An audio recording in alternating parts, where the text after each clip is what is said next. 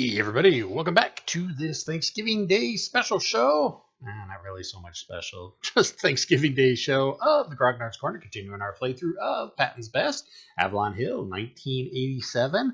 A couple things I wanted to go over real quick. The last video I rolled for the anti-tank gun when it fired.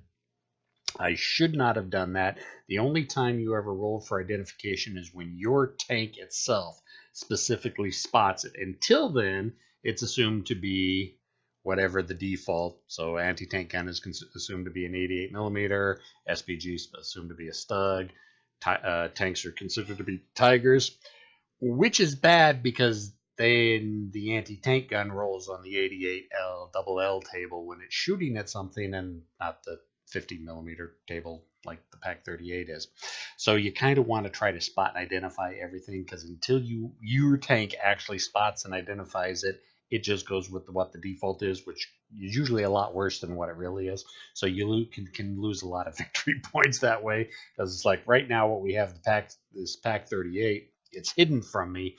Had we gone with just what it was and kept it as an 88 millimeter, we'd be rolling when it shot at things on the 88 millimeter, the 88 double long table, which would be the 68 to kill something other than the 15 that we have been rolling for the Pac 38. But I'm not going to retcon that. Also, when the SPG moved, I should have marked it with the moving marker. Again, I'm not going to retcon that. We're just going to go with it as it is. Also did want to mention something kind of funny. Pretty much right after I posted the first video of the playthrough that I was doing with this, and I had mentioned that there were several articles that were out, and I had mentioned I called it Pavlov's Best, but it's actually Panov's Best, the Russian version of where you get to run the Russians. A buddy of mine, Hans, and I've known Hans for close to 10 years now. I guess he was my editor, one of my editors when I was doing publishing work or design work at Critical Hit, and I don't think I ever really thanked him because, as we know, I'm not a clever man, and I'm less of a clever man when I write. So he and Drew, I think, spent a lot of time, probably more time than they should have, editing my butchering of my notes and my writings for my design work. Thanks, Hans. Appreciate it. Anyways, he sent me a bunch of the articles that I had mentioned, Panov's Best and 4th Canadian Armored Calendar, so you could play as the Canadians, and a bunch of other articles. I went ahead and took all of them, threw them into my media fire, and I will go ahead and post a link to that in the comment section. So if you're interested in other articles, I think there's like 5 articles total in it. Gameplay variations for Patton's Best, just go ahead and click on the media fire link, and like I said, I'll try to remember to put the link in the comments section below. But anyways, let's go ahead and get this started. So we are actually at the point where we are flipping back around to smoke depletion phase 4.7. So we have smoke depletion phase. So that gets decreased. Now we have spotting.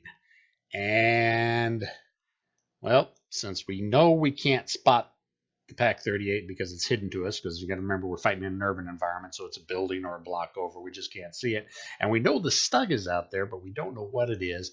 Everybody's going to spot to the front to try to see if they can spot that Stug. So that's, yeah, move the spotting counters and go straight into spotting. I'm going to start off with my commander first, since he's got the highest spotting. Well, he's got the highest skill, which this goes off of. My skill is a 4 in that. So let's see, where's the spotting table? I know it's around here someplace. I will eventually, one of these days, remember where everything is actually at, because I think I spend more time flipping through the tables than I do anything else. There's a spotting down here. There it is. Okay. Derp. All right. So let's just go ahead and roll. Let's just go ahead and roll 1d10 and take it from there. Okay, we got a 5, equal to or less than a rating, which is actually a 5. I need a 4 or less, But let's see, not buttoned up, not vision cupola, not moving, targets not woods, not snow, not smoke, not small. Ooh, it is, oh, it's considered a small target. That S right there makes it a small target. So I needed a 3, or actually no, that's the dice roll modifier. Yeah, 5 to a 6. Target at medium range makes it a 5. It should have marked moving, but we didn't do that, so we're not going to go with that. We're still going to stick with it not moving. I don't want to retcon all the way back there. So that is going to be did not spot. Let's see, what's my next highest rated guy? It is my gunner, Occasional Gamer. And he is buttoned up. So let's go ahead and roll for him. So it's a 2. He might actually spot it. So we rolled a 2. Plus 3 for being buttoned up is a 5. 6. 5. Nope, looks like he looks like Occasional Governor is not going to spot it as well. So we go on to the next one, which is U.S. Patriot in the loader position at 3. And the loader, okay, that's a 2. I don't think he's going to make it either. That's 2, membered, buttoned up. Yeah, it's going to be the same modifiers as before. What's our next? Our driver, fortunately, our driver is out of the open hatch, so if we roll low enough, of course I roll an 8, so nothing there. And the final position would be the assistant driver. Just got a whole 1. Which is a 3, which isn't going to spot crap. Now, fortunately, an unmodified roll of 1 always spots the target and identifies it. Unfortunately, we still don't know that's there. Oh, you know what? We forgot to roll for the half tracks as well. So let's go ahead and roll for the half track on each one of them. I believe the modifiers are going to be the same. Small targets, not moving, yada, yada, yada. So for the commander, 10. Oh, okay, that right there, since it's an automatic 10, automatically going to make it hidden. So we have no idea it's there. Again, we're fighting in an urban environment, so it's probably hidden behind some buildings, a block over, something like that. We're getting radio chatter. Our infantry or other vehicles have identified that there's a half track out there. We just can't see it. All right, so now we go to the hatch phase. I like leaving my hatches open like they are as is. Now command phase. All right, let's go ahead. I think, you know what, we're going to have him drive forward. Assistant driver, what can he do? What can he do? I don't think there's really anything he can do. Okay. The loader, he already changed out the gun load to armor piercing. Ready rack is already restocked. And yeah, I'll just keep him default load. Main, or the gunner, I don't think there's really anything. Yeah, so we've got nothing he can shoot at. So, and I guess by default, that means the commander will go ahead and direct movement. All right, so that is command phase. Now we go into execution, and it is always movement first, and it's basically the only thing we're doing. So we're moving forward, and we got to check the movement tables. Weather, ammo, time lapse, movement table. There we go. So we're going forward or reverse, and it's going to be plus driver's rating, which is 4, or minus driver's rating, which is 4, minus commander's rating, which is also 4. If I'm directing movement from an open hatch. Tank has HVSS, no, not button, not ground snow, not deep snow, not mud. So percentile. And what do we got? We got a 32. I think that's going to be completely fine. Yep, no accident. 1 to 97. So we are going to move forward, and that is going to determine. And then we look at, remember from last time we moved, take a look at the unmodified ones column, and that'll determine what the rest of the battlefield moves in relation. So we're moving forward. The white die is a 2, which is the ones column, is an A. And enemy units move one zone forward as per the movement diagram and recheck facing. Alrighty, so we move forward. So we get look at the anti-tank gun, the Pack 38, which is over in our front left sector. It is going to move one sector behind us. Just follow it there. And then the vehicle, the Stug and the half-track are going to move closer to us. So, we never move in relation to the board. Everything on the board moves in relation to us. Okay, now the control markers, don't think the control markers, it's only when the enemy moves into a sector does the control marker change. So that's technically, this sector is still technically US controlled because our position shifted. Excuse me, they didn't move into the sector. Okay, so we've got that shifted. And because we moved, there's some other things we have to do. And recheck facing, which is really only important for the Stug, because half-tracks doesn't matter which facing they are. They're a light-skinned vehicle. The anti-tank guns and infantry doesn't matter facing. So as we move forward, there's a possibility that the Stug's facing changed. So let's see, where's the facing table? Right here. Facing, vehicle facing. So we roll 1d10 on that. And we got a 7. It is an SPG, so we are now facing its side. So we shifted forward, probably went down a little side road around a building, what have you. Oh, we were already facing its side. Okay. So we're still facing its side, which is good. And that is basically movement. We do the rest of our orders. I have no gun orders because I couldn't see anything to shoot at it. I think the hidden markers go away as well. Remember something about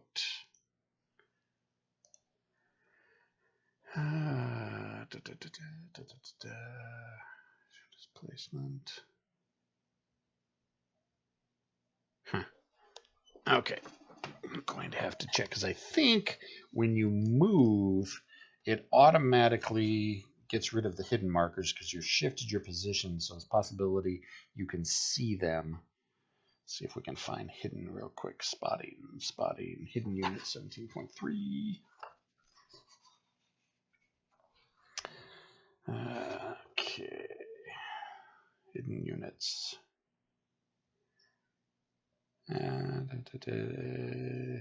Hidden enemy units cannot be spotted, cannot be fired on, and cannot therefore fire at you until either your tank moves or the hidden enemy unit moves during the enemy action phase. If either event occurs, remove the hidden marker. You may attempt to spot this unit during the next spotting phase. See, I knew I was right. So since we've shifted positions, there's a chance we'll now be able to spot those during the next spotting phase. But my action is all done. Now we have to roll for the enemy actions, each one of them in order and in turn. So let's bring up, whoops, I always want to bring up the wrong one. Okay, enemy, where is it? Enemy action, advanced scenario. So we'll go ahead and roll for the anti-tank gun first. Just go around left to right. We've got an 83, which is, oh nope, firing at the lead tank. All right, cool. So that's not us. We're not the lead tank, so it fires at the lead tank. And as we know, the 50 millimeter, where is it? I just had, okay, enemy fire combat. It's at close range, needs a 15. 70 does not damage the lead tank. So now let's go ahead and roll for the Stug, which is a 17 under the Stug column. Move forward. Ooh, okay. That's going to be interesting because moving forward would put it right here. Okay. And then that would remove that US control marker. Somehow it is now behind us. And when everything, anytime enemy vehicle moves, we have to roll for facing and in relation to us. So let's go ahead and do facing again. It's a 7, still to the side. All right. And let me go ahead and roll for the half track real quick. Is a 15. Is do nothing. All right. So there's that. That's all their actions. Pack 38 fired at the lead tank. Didn't hit again. It's popped a couple shells at the lead tank so far. Evidently, my Sherman went one way, the Stug went the other way around the building, and now he's behind us, and the half-track decided it wasn't going to do anything. All right, so now we have to roll for our unit's actions, the task force action at each target. So friendly action, again, we're just going to go around left from right, start with the Pack 4 or the Pack 38. 42 is an AT gun. It's not a KO, it's not the smoke, so it is the rest of the task force didn't do anything. Firing at the Stug is an 85, which is, let's see. Okay. Yep, nothing there, no smoke or anything like that. And for the half track, which the half track they knock out, of course. Yeah, 1 to 40, that's the knockout. Yeah, enemy half tracks and trucks don't survive real long, I've noticed. So we knock out the half track, and since that is another unit knocked out, the half track, we get another victory point tally for that. Still haven't made up the victory points really for, I guess we kind of have made up the victory points for the tank we lost in our first engagement of the day. Then random event. We're done with our task force actions. Now we go right into random event.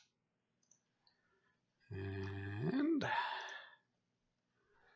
roll 80 on the advanced table is enemy reinforcement. I hate that one. Ugh. So we get another enemy unit. So on the advanced scenario, roll percentiles. It's a 56, which is a light weapon. So we got a squad that has appeared. Go ahead and clone that. Now let's see where it is in relation to us, which sector. It is 5, which puts it over here. And the distance from us, range table, remember this is a C-type terrain. We're fighting in a build-up area. So it's a -3 to the dice roll. So 2, yeah, it's going to be a close range. And the type of terrain it is in, it's an infantry target. Type of terrain is, again, C-class terrain. Roll a d10. 8. No other modifiers. It is going to be in a building. Okay. So we'll just go ahead and put that like that. And that's going to be done for this phase and goes back around to 4.7 battle round segment. I'm going to go ahead and pause the game here real quick. I will continue. I will be right back. I got some stuff here at the house I got to take care of. I'll be right back. All right, and we're back, and we've got some very interesting and difficult decisions we need to make. All right, so we'll go back to the top of the round, 4.7. Smoke depletion, that's the first thing. That gets rid of that. Then with hatches, I like my hatches the way they are. Now it's the spotting phase, and I think I may have messed up on something. Oh, loader. No, driver, tank front only. Okay. Loader, any one sector. Okay. So spotting, let's see, I think the commander with his open hatch is going to try to spot this direction, and the loader can do any one sector. So I think we want to try to spot the Pack 38 as well.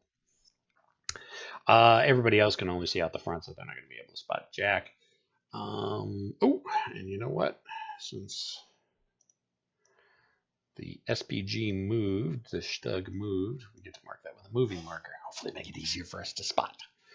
All right, so let's go with the commander first. Go ahead and roll 3. Let's check the modifiers, which are down here. 3.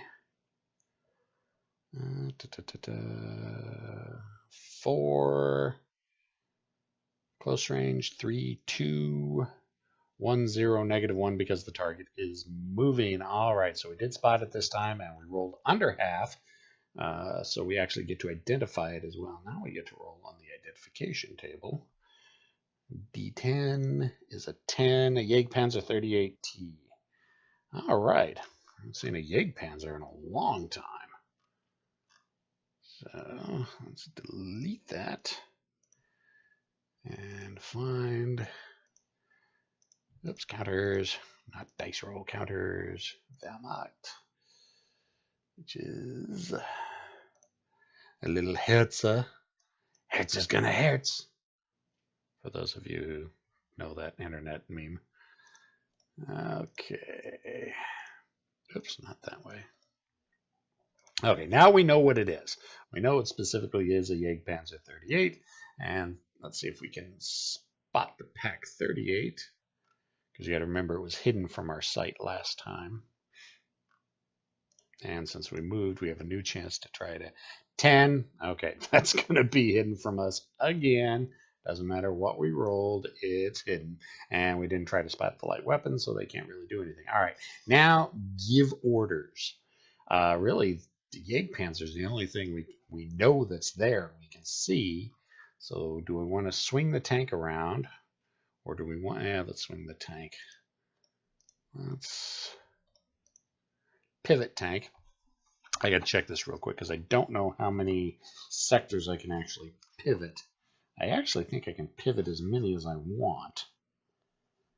Let's see, movement, vice versa.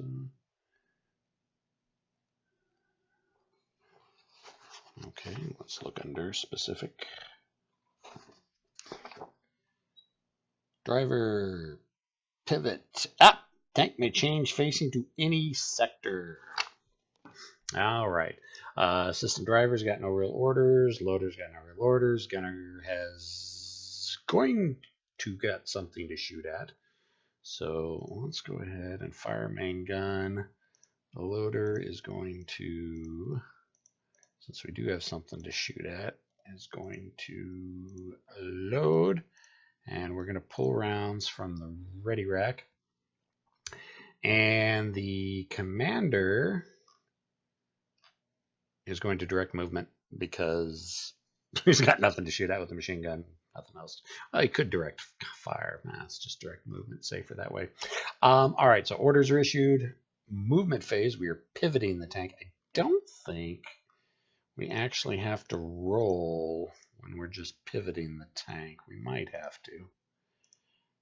I think with pivoting the tank, we just, stop that. I think with pivoting the tank, we just actually, you know, I just had it too. There we go. Yeah, okay, so we don't have to roll when we're pivoting the tank. We're just actually shifting, and I can swing to any sector. So I actually want the Jägerpanzer directly forward. So that's going to be moving everybody 3 sectors. So 1, 2, 3. 1, 2, 3. 1, 2, 3.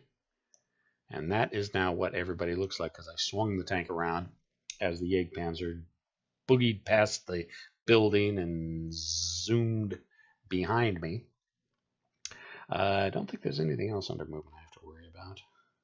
Tank movement, resolve movement table. Okay, now fire.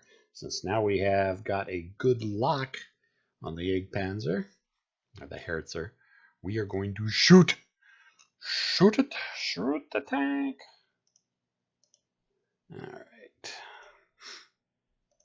So we are vehicle target, close range, base is 75. So let's go ahead and roll the dice and take it from there. 11. Well, we maintained rate of fire, that's for sure. So let's go ahead and clone that. Oh, we don't know if we've got a hit yet, but we did get rate of fire. All right, so we rolled an 11.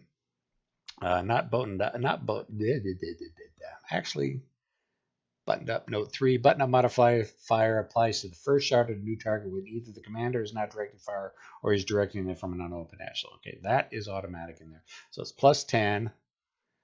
Target is moving, which is another plus 20. So we're at plus 30. Crew gun rating is minus 4. So that is a 26. Didn't rotate the turret.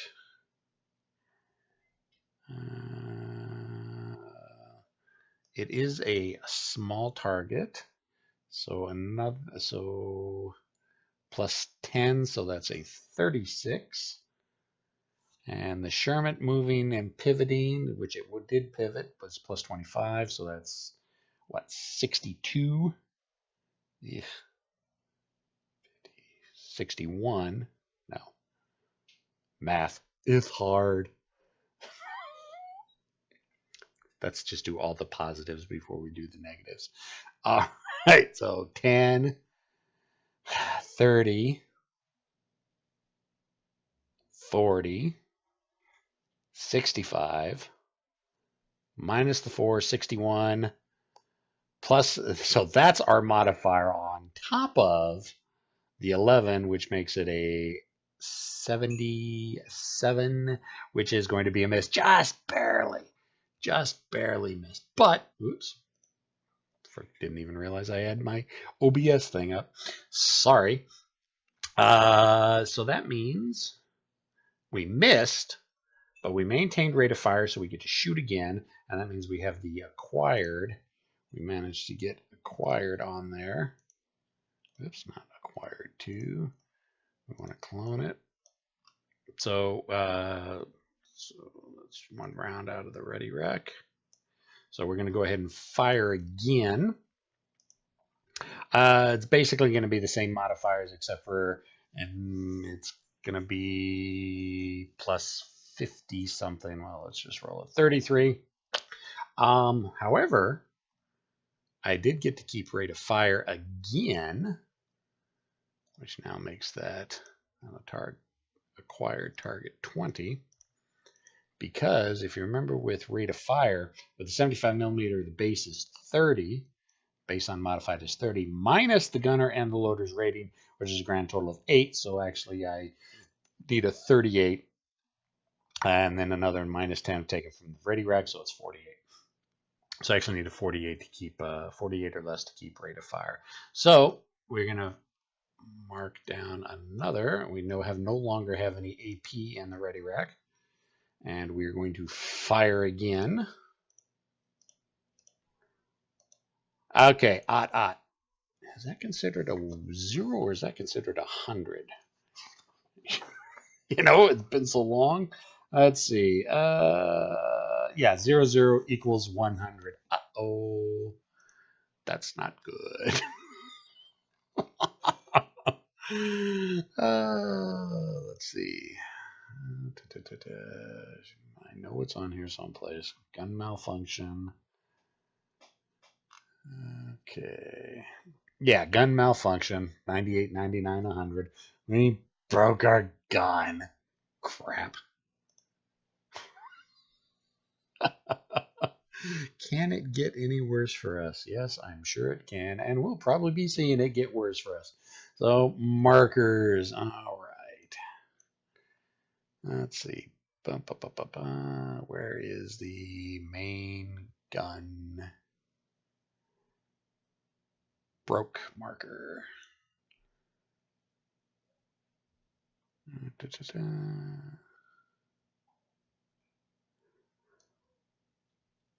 Yeah, there we go. Great. Wow. Oh, the commander was, or no, he was directing movement. Not, all right. Actually, I didn't even need to direct movement since we were pivoting. I should have thrown that in there for direct gunfire. Oh, well. All right. Well, we're done with our turn. And let's go ahead and make sure we mark off our ammunition. We fired 2 AP shells. Actually, we fired 3 AP shells. All right, the one that was in plus the 2 from the ready rack. Not good. All right, so now we roll for the bad guys, their actions. And we're going to start left and go right. So let's go ahead and start with the Jägerpanzer and 89. It fires at the lead tank. It is a 75mm L, which is a 52. So it's just going to be a flat 52. 95, it does not knock out the lead tank. That lead tank is getting lucky. The Pack 38 is going to fire at any tank with a note of 5. Fires at your tank instead. If you're firing it, I'm not firing at it, so it fires at any tank. Again, it's at close range, so it's a 15. 10. Oh, wow. Boom! It decided to stop firing at the main Sherman and switched its fire to something else and actually managed to kill something this time. That's not good. That's another one of our tanks we've lost today. So, ow, not good. And the infantry squad is a 44. Where are we? Machine gun light weapon is a 44. It is going to move backwards, so it does not like being up close. So it is going to shift this way. And I can get rid of that. And since it moved, it is no longer in a building. So since it moved, I think we have to roll for a new terrain type. So let's roll for a new terrain type. 60, actually it's a 1d10. 9 infantry in C9. Okay, she's out. The infantry's out in the open now. All right, that's the enemy actions. Now for friendly actions, the rest of the task force. Friendly action, again, go left to right. Start with the Jägerpanzer, which is a 52, which is, it's not flanking, it's not airstrike. -3 for each sector marked U.S. control. We've got 2 of those, but yep, nothing, so that's nothing. And then the Pack 38 is a 98, which means they are going to anti-tank gun smoke it again. Stop smoking it, just shoot it.